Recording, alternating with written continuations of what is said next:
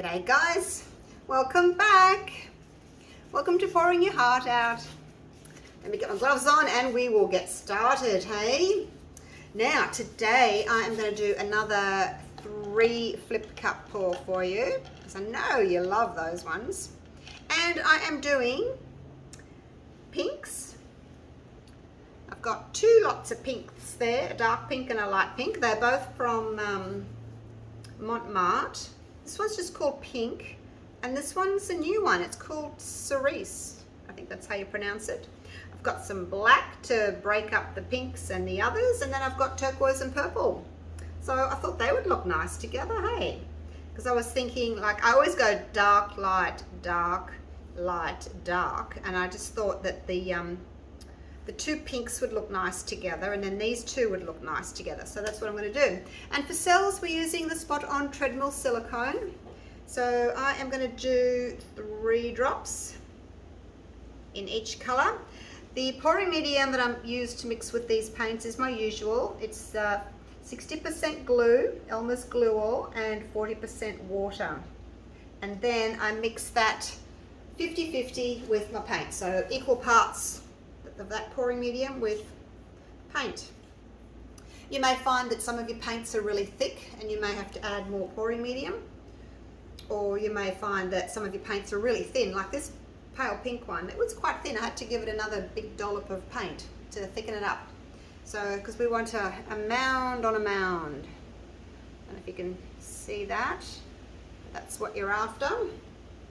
So relatively thick. Thicker than you would have for any other technique anyway. The swipes are thinner, Dutch pours are much thinner. Yeah, they're all different, but this is probably the thickest one. We just stir these in, and then I'm going to layer upon layer.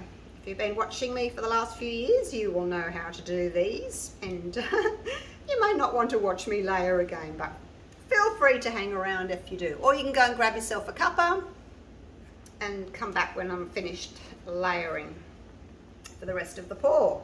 All right, now stir your silicone in really well, otherwise you'll get big blobs of it rising to the surface.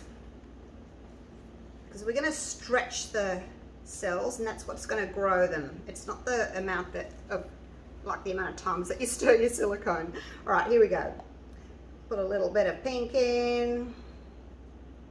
I may actually get 3 layers. Actually, you know what? I'm just going to do this today. Why not? Feeling carefree. A little bit of black.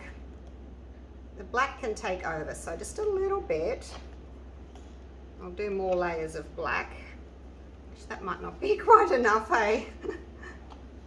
That one's all right. This one hasn't got that much in. So yeah, I'll see if I can get 3 layers this time, because I've only got 5 colors. Normally I would have 6 colors, but I've only got 5. And I've packed up everything else. This is my last pour in my current studio. How exciting is that? Let's go with a bit more black.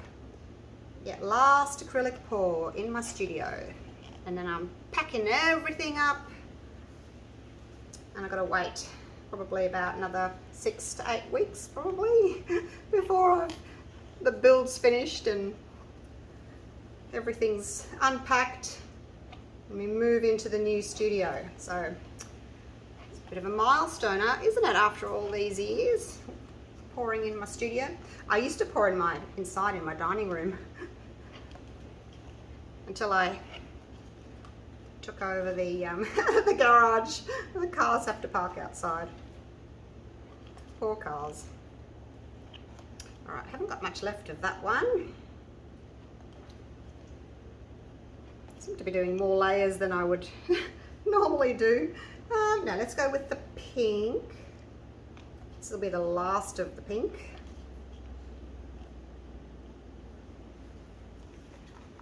I may not even use all that black. We'll see what happens. I did want the black for contrast, because it's the opaque color. Well, that pale pink is also an opaque, because it's obviously got white in it to make it pale, so it must be an opaque as well. So if you get an opaque colour next to a semi-opaque or semi-transparent colour, you get really pretty rings in your cells. Let's finish this off. It actually echoes in here today because we moved so much stuff out yesterday. My husband carried all the boxes. I actually put them on the trolley and took them up to the shed. I was just going to push everything into the middle of the room. But the builder said, oh, we need to get in there and, you know, build your dog boxes and breeding boxes and things. So everything went up to the shed yesterday. So my husband Dave got the trolley out and took all the boxes up. So now it's really empty in here and it's kind of echoing. Just got my I'm leaving these 2 tables in here. All right, and a little bit more purple. And then that will be it. Plenty of black in there. I'm not going to add any more black. I've never done so many layers before. The only issue, like normally I just do 2 layers. The only issue with doing so many little layers is the colours blend more. So I hope it's going to still be pretty. Oh, I haven't got a cloth. I'm so unorganised. I have to have a bit of paper towel today. I didn't bring my cloths in. I may have to go and get them though. All right. Move these out of the way. And let's flip them over. 1, 2. Buckle my shoe. And number 3. There we go. Right. Just give that a second. Actually, while that's doing that, I'm just going to go and grab my cloth. Got it. So it's very messy, this technique, isn't it? Look at those colours. Oh, I'm hoping it's going to turn out pretty. I'm just a bit worried that, you know, because I've made my layers so thin, that they might blend. Right, let's do this. Oh, that's pretty. Let's put a bit of that on the corner there. And another little bit there. Okay, wow, look at that.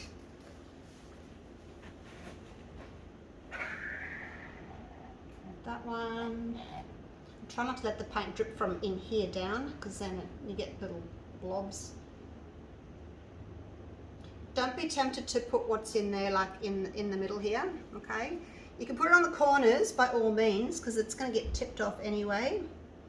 But don't be tempted to put it back in the middle, because it's muddy and it's really stripy and it won't look nice, so don't do it.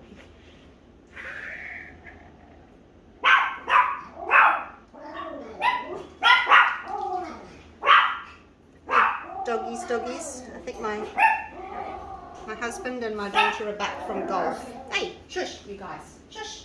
Nobody wants to hear you barking. All right.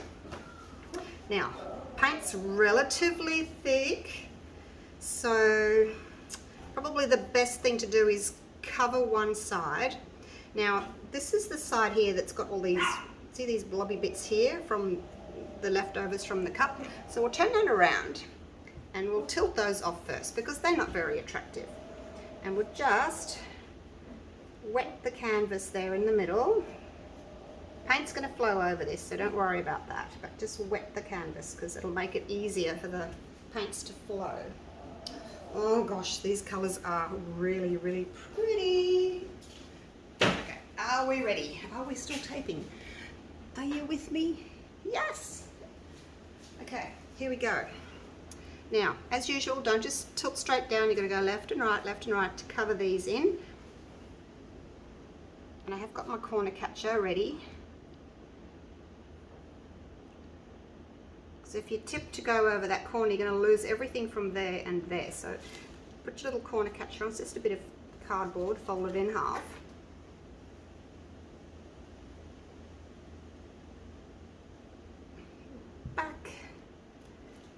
Take that around there.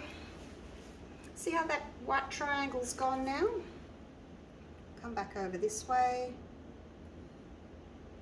into that corner and back.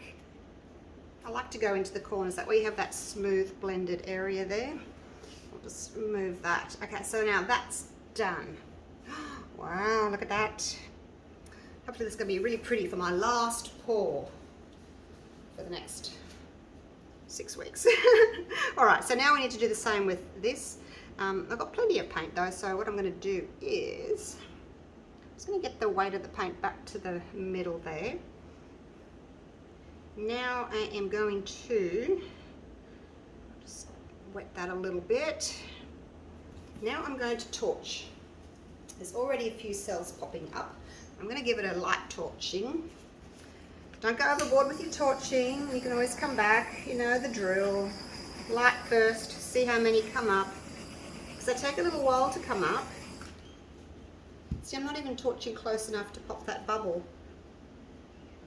If you torch too close, you just get cell city. You just get a million cells come up and you'll get caterpillars and things. So with the cells that all join together, caterpillars, and we don't want caterpillars. So my mix is thicker than it was the other day when I did that other pour, you know, in the greens. I did make it a bit thicker this time just to get sort of smaller cells. This area here is not getting much at all. It must be pretty thick. So what I'll do is I will stretch the paint out a little bit.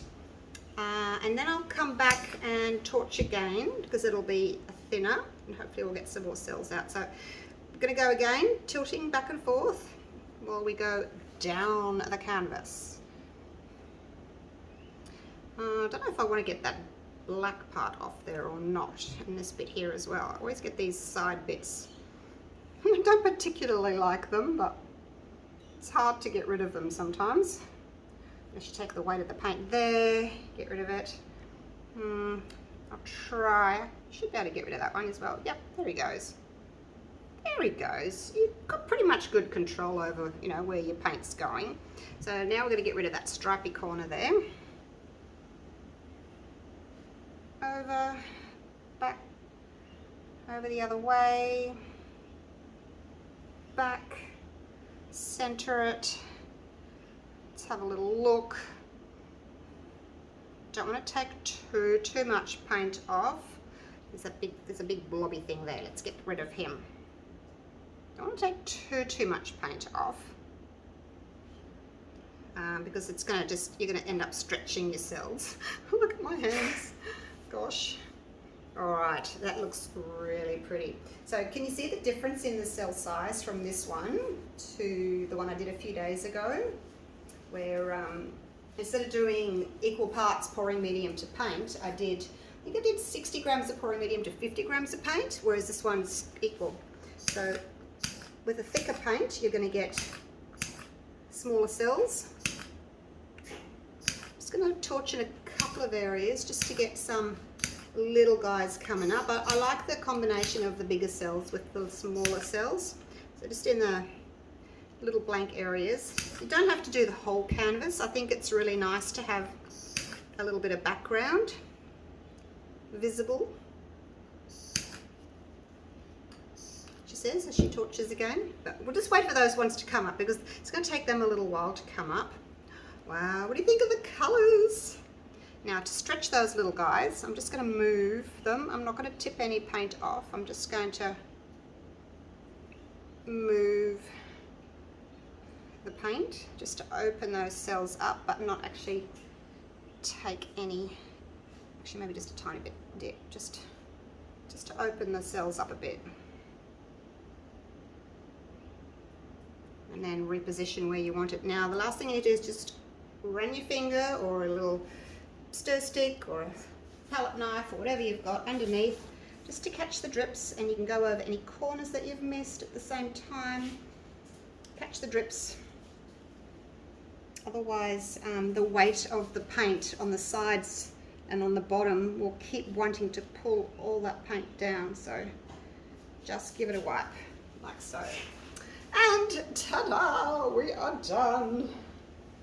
My last pour in my studio. It's a sad day. It's a happy day, but it's also a sad day. Era coming to an end. There we go. Now, I was just looking at the size of these cells up here, you see, and the ones down there, and these are much bigger because these ones haven't stretched as much. So that's it. That's all I am doing. Clean that up as well now because I just tipped a little bit over there. All right, let me get my gloves off, and I am going to take you down for a close-up. Shut those out. Turn that ring light off. And hopefully, now the turquoise looks a bit blue. Always does. My greens always look blue. I don't know why. They just do, but it's more of a turquoise. These here, they're a turquoise. Alrighty, where shall we start? Got some really pretty cells. Okay, look at these ones here. Focus. Look, they're black and they've got pink rings around them. And then over here in the corner, little dudes, they've got like a purple with the pink ring around it. That's so cute. And the background, I love the background, how it's nicely blended. And we go down into the turquoises there. See, I've kept some background with no cells in it. I just think it looks nice not to have too much. And I don't like my cells bumping into each other. Like I don't like too many of them. I like them to stay separate and stay round. But then the one I did the other day in the greens, because my mix was so thin, the cells all kind of stretched a little bit and bumped into each other as well. Look at that. Looks like some sort of sea creature. So either way, I mean, they're both pretty. Either way you do it, bigger cells, smaller cells, whatever you like, whatever comes up. Sometimes you don't get a choice. A bit dark in that corner there where the purple and the black have blended, but it's showing a bit glary through the screen, so it's not exactly what it looks like. Look at all these little dudes down here with the green around them. That's so cool. Look at the blending there. Love that blending. So there we go. I think I've showed you all of it. There it is. Hope you like it. Let me know what you think of it down in the comments. And yeah, I will still keep putting videos up for you. I've been madly doing like 2 or 3 videos a day when I've got a spare day. So I'll put them up for you while I am building my studio so that you don't miss me too much. But yeah, I will see you real soon for the next video. Thank you all so much for watching. Take care of yourselves, and I'll see you real soon for the next one. Okay, bye for now.